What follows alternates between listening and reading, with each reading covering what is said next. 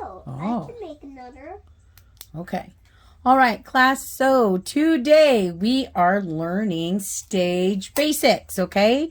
So I'm out because Penelope has the flu, but Miss King is there. She's going to help you with this. You're going to watch this video. It's going to be awesome. Okay, and then I should be back tomorrow. All right? Now, the first thing we're going to do is we're going to look at let's see, make sure you can see where I am. Front view. Looks like I may need to add more triangles. Proscenium Stage. Right, stage, and then I'll move it back over. Okay.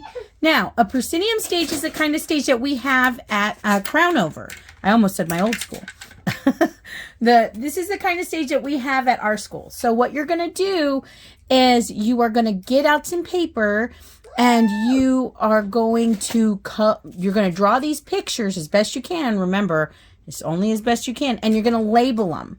Okay, so labeling is really important. Okay, so I'm going to draw the stage first, and then we're going to go through and we're going to label the parts. Okay.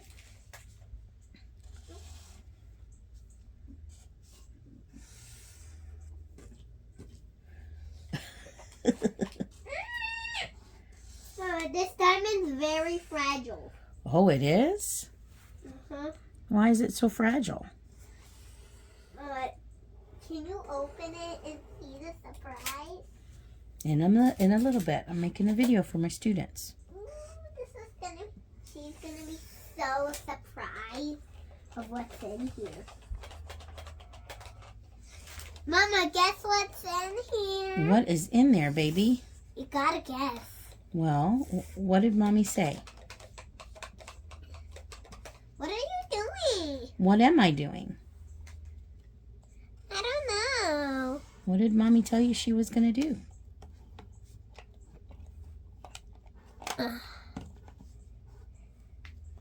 Okay, and then let's make sure. Okay.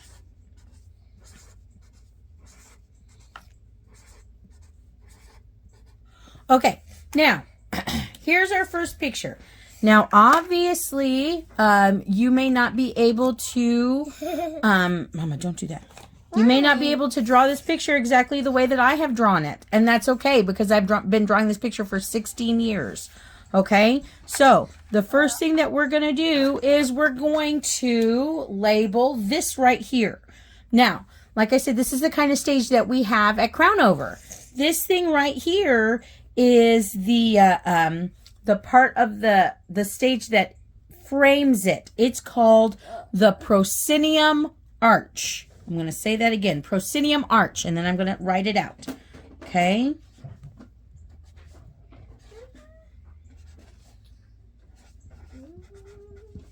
Proscenium arch. And I like to sometimes call this a TV stage. This is like the frame of the TV. Okay? So if this is like the frame of the TV, you think about all of the good stuff happening inside of the TV. And that's exactly what a proscenium stage is. So that is the proscenium arch. Okay? It's like the frame. Then we have this right here. Anytime you see a wavy line like this, woo, woo, woo, woo, woo, that means it's a curtain. Okay, so this is the curtain that's in the front of the stage, and it is the big fancy curtain. All right, and this curtain is called the, don't do that. No, ma'am. The grand drape. Okay, the grand drape.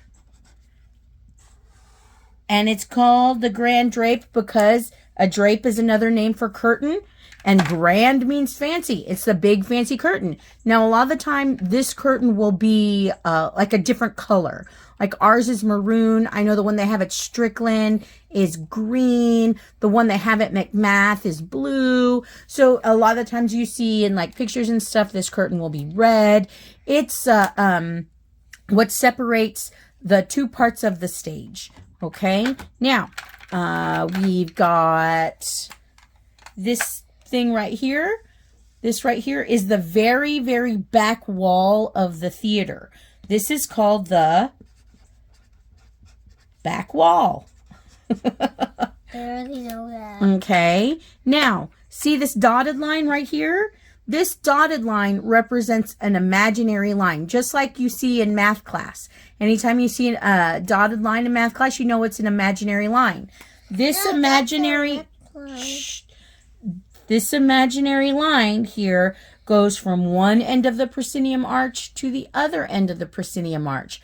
This line is called the proscenium line. Okay, proscenium line.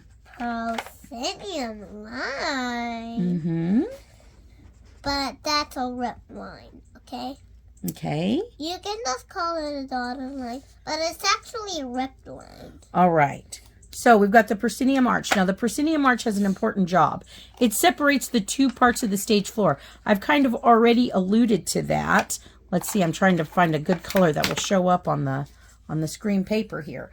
Now, we've got the part behind the proscenium line that also goes behind the proscenium arch and behind the grand drape. This is called the stage floor. I know it's a hard one, right? The stage floor. Okay. Now the next part of the scoot back, sweetheart, so you don't get your shadow on them. The next part in front of the proscenium arch, this one is called, this part of the stage floor is called the apron.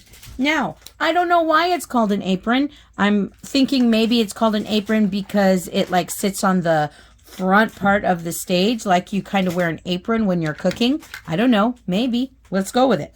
Okay, so then down here, these things are people. And they're not wearing party hats. They're not at a birthday party. These are their noses. Okay, for this unit, it is very important for us to know where people are facing. Okay, so that's why I draw all my people like that. So right now, we see their little noses are pointing toward the stage. All right, now, these people, they're the audience members, right? But that's the people, the name of the people. The name of the place where the audience sit is called the house. The house. Okay? The house. All right? Now, again, like I said before, I like to think of this as like a TV stage, right? So if this is the frame of the TV and all of the good, interesting stuff, the story or the show that you're watching is happening here, where do you sit to watch TV most of the time? In your house. Exactly. So you're sitting in the house watching the show. Okay, so this is the front view of a proscenium stage. Okay, now I am going to, and don't worry if you didn't get it, I will put pictures of this up on Canvas, and I'll also be there tomorrow to help you with anything you missed. Okay, so we're going to take this one. We're going to move on. We're going to look at the same stage. We're still looking at a proscenium stage, but this time we're going to look at it from a different view. This view is called the bird's eye view. Now, a bird's eye view. Imagine if you are, oh, here, I've got, actually, well, maybe I do. I thought I did. Let's see. So, here is some lotion, right? We're looking at it from a front view, okay? But if we were to look at this from a bird's eye view, if I were to turn it up like that, this is what it would look like from a bird's eye view, okay? So a bird's eye view is basically, imagine if we got, imagine if we got into a helicopter and went into the theater room, or not into the theater room, but went above the theater room and then cut the roof off the theater room. When we looked down at the theater room, that's what a bird's eye view would be. So what we're going to do is we're going to look at the exact same stage that we were looking at before. Okay.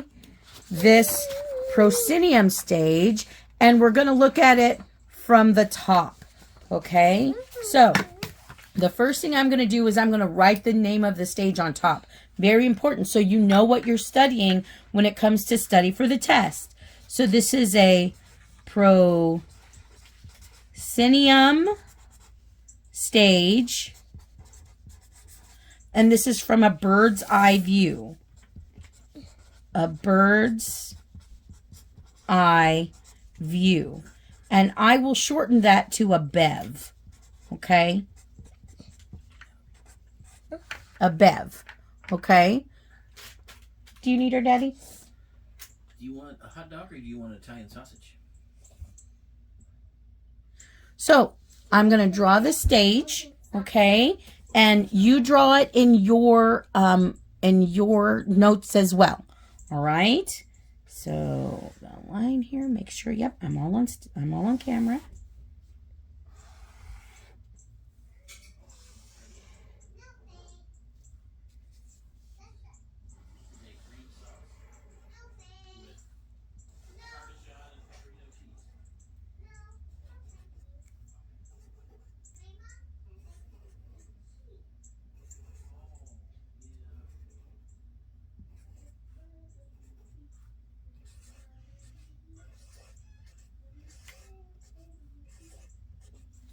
Okay. Oh, uh-oh. You can't see my peeps. I've got my peeps down here. Okay, we'll get to them in a second. All right, but I want to keep that Proscenium Stage bird's eye view. All right, so this is, like I said, this is the exact same stage. The only difference is we're looking at it from the top of it, okay? So let's go through and label the things that we already know. All right, so we know these are the audience members, right? And the audience members, they sit where? They sit in the house. Very good. So we're going to label that house.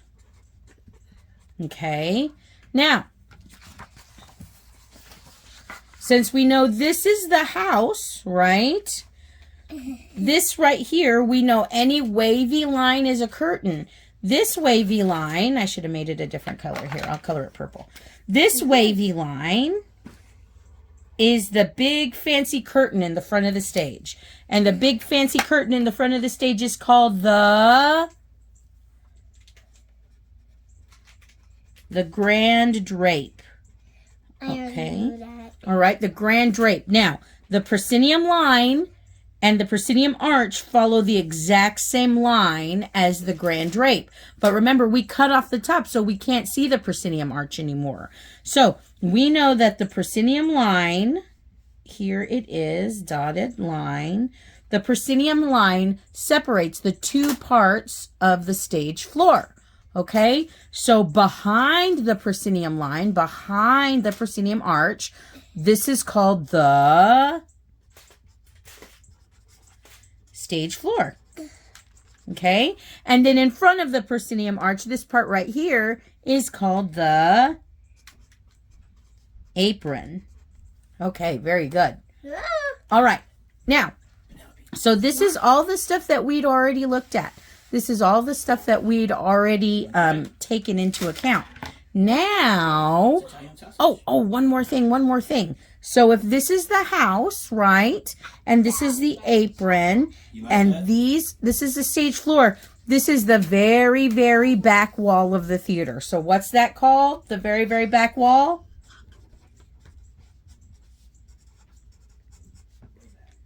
The back wall, okay? So now we're going to get into some new stuff. Okay, so we have two different kind of curtains here. Okay, we have curtains that open and close. These are curtains that open and close. And then we have curtains that don't open and close right here. Okay, so curtains that open and close. Curtains that open and close. These are called travelers. Okay, I'm going to do my best to write this on here. Okay, so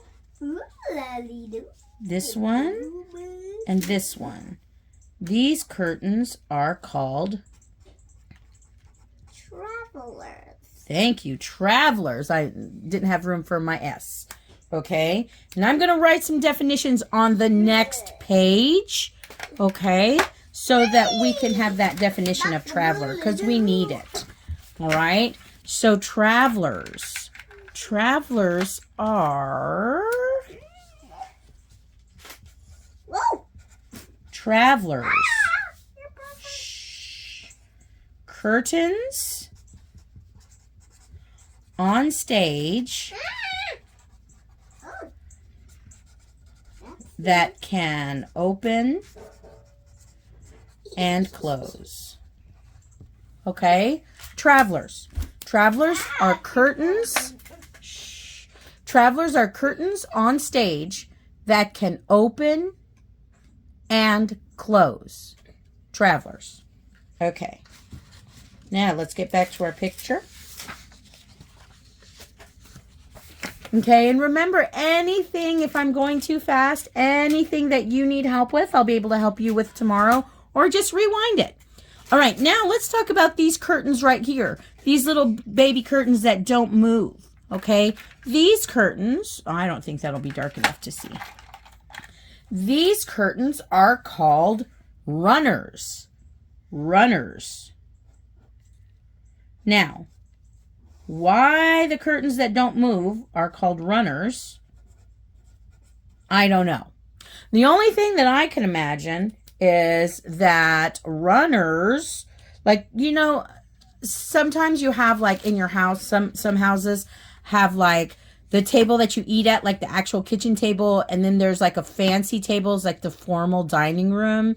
And on that table, sometimes your parents will put like a long piece of real pretty fabric right down the center of the table. And it doesn't really do anything. It just kind of lays there and it looks fancy. That's called a table runner. So that's kind of one of the ways that I remember these. Runners are curtains that just kind of stand there. Okay, now they are important. We do need them, and I'll explain that here in a little bit. Okay, so, but let's take a second to write that definition. Okay, so let's see. Runners. Runners. Runners are curtains on stage. Ooh, come on, get it, Miss Cole. On stage that do not move. Okay? Curtains on stage that do not move. 8 minutes? Okay. Sorry, that's Dr. Witt telling me how long I've got until supper's ready. Okay. So now we've got our back wall. We've got our travelers. Remember, curtains that open and close. We've got our runners, and the runners are on both sides, okay? And the travelers, obviously, they're on both sides because they open and close. But these are runners and these are runners. Okay, now I want to get to maybe a word you might have heard before. We're going to talk about the areas in between the curtains. These guys right here, or these folks right here. Sorry. Okay, so these areas in between the curtains, these things are called the wings. And some of you may have heard this term before, like waiting in the wings. These are called the wings, okay? And we are going to write a definition for that one as well. Wings. Okay, wings are the areas in between, see if I can spell this right, the curtains on stage that are used, let me scoot this over just a little bit, okay, that are used to hold props and set pieces and to help hide the actors. Okay? To help hide the actors. So let me read that one more time because this is a longer one. Okay? So, the wings are the areas in between the curtains on stage that are used to hold props and set pieces and to help hide the actors on stage. Okay? I'll give you a second on that one. Okay. Now, the wings are really important. Okay? Because we use them all the time. All right. So, for this example, we're going to have some help. Okay? So, here is what's his name? Maui. Maui, thank you. Here's Maui and here's Ariel. Okay, now obviously the stage is the stage, these are too big for the stage. But, okay, so here's Ariel and here's Maui. Maui's on stage and he's prolificating. He is talking about how amazing he is. He's giving a soliloquy, to be or not to be. That is the question. Okay. And Ariel here is standing. She's waiting in the wings for her cue. Her cue, that means her line for when she's supposed to go on stage. When she hears Maui say it, "Oh, I wish I weren't so alone," Ariel then can go on stage and be like, "Hey, Maui, what's up?" All right. Let's imagine if we didn't have those curtains there, then everybody would be able to see Ariel waiting there to come on stage, and that ruins some of the theater magic, right? Or let's say that they didn't have the wings and Ariel had to wait all the way off stage, way over here, right? Would she be able to necessarily hear Maui when he said his cue line? No, she might not. And then she might miss her entrance, and then that would ruin the magic as well. So, the wings, very important. We use them all the time. Okay? One last thing that I want to show to you on this, the Proscenium Stage from a bird's eye view, I would like for you to think about the term backstage. Okay? And I'm going to just write this one out because there's really nowhere for me to, I'll use another sheet of paper. There's really nowhere for me to draw backstage because backstage changes. Okay? Let's see. Backstage. Backstage is not accomplished. Backstage is anywhere on stage the audience cannot see. Okay? Backstage is anywhere on stage the audience cannot see. Okay? So, let's take a look at our picture again real quick. Okay? So, and this changes. So, let's say that we were having a scene right here on the apron, but we had the grand drape closed. If that's the case, then everything behind the grand drape is backstage, and the only thing on stage is the apron. Let's say that we opened the grand drape, okay, but we kept, this is called the mid-traveler. You don't have to know that. Just know that it's a traveler.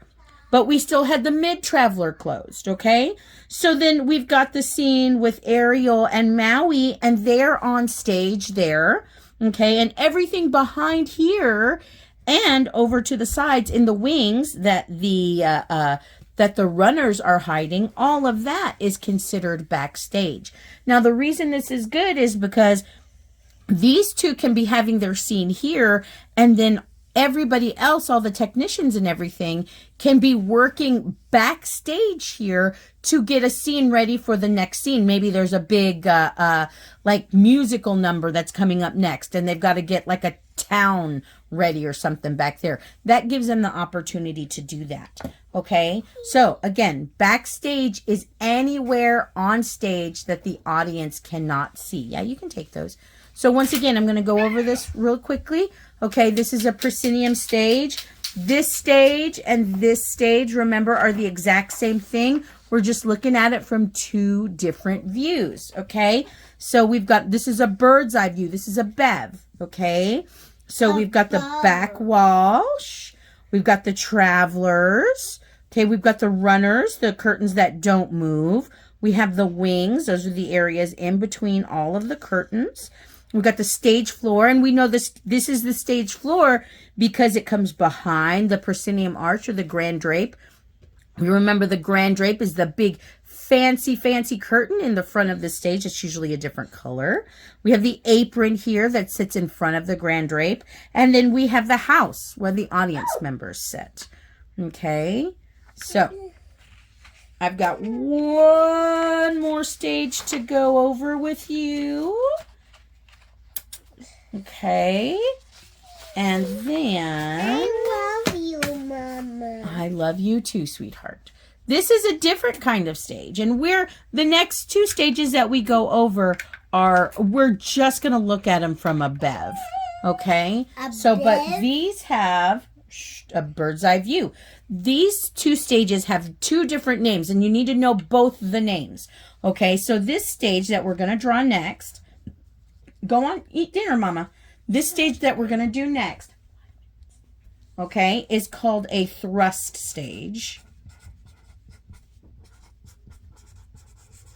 Or a 3/4 stage. And I'll ask why you think it's called a 3/4 stage here in a second. Hello, Miss Cole, I can spell. Okay, and this is from a bev. Okay, oh, that's an E.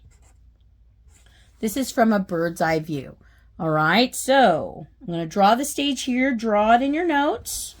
Make sure that you're drawing these large enough so that you can label them as well. Okay.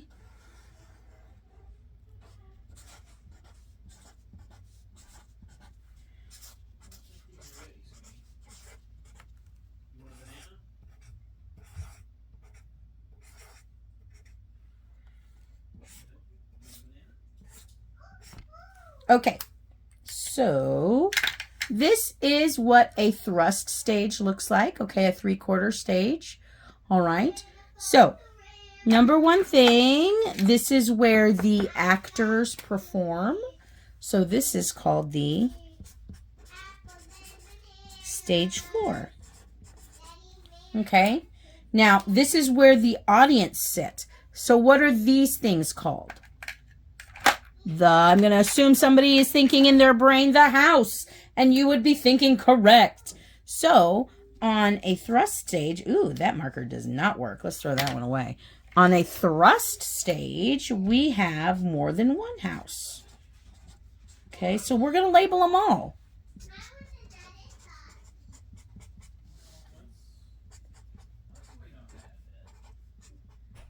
Okay, so why do you think it might be called a 3/4 stage?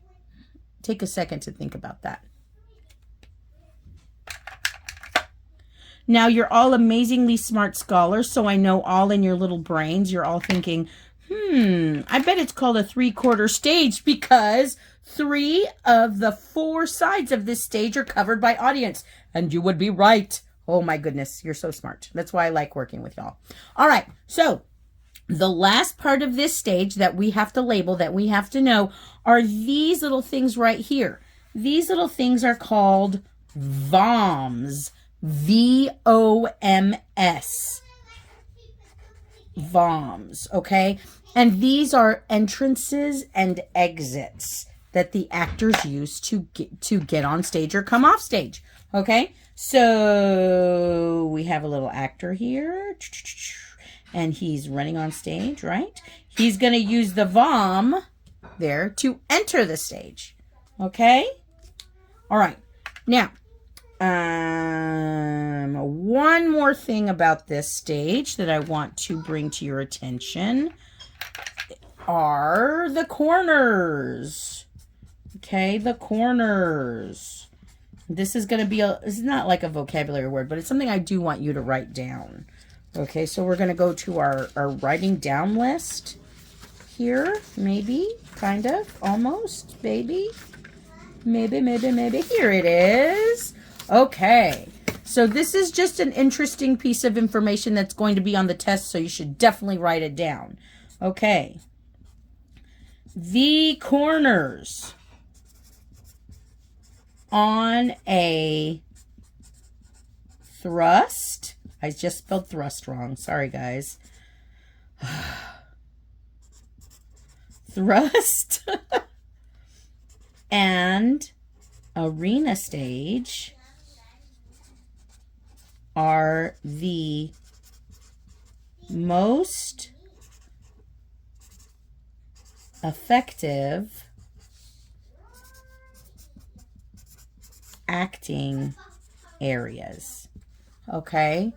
Now, the corners on a thrust or an arena stage, and an arena stage is the type of stage we're going to look at next. Okay? The corners on a thrust or an arena stage are the most effective acting areas, and I'll tell you why. Okay, so you know how I always say that you don't ever want to turn your back to the audience? Right, well, when you start getting into this kind of situation, it gets a little bit harder, right? Right. So if you're acting in a corner, then that lessens the amount of people who are having to look at the back of your head. So these guys are stuck looking at the back of their head, but everybody else can see their faces. So it's just something that you kind of have to think about when you are acting or when you're directing in a thrust stage or an arena stage. Okay? Arena stage will be on the next video. Okay, guys, be good. Bye.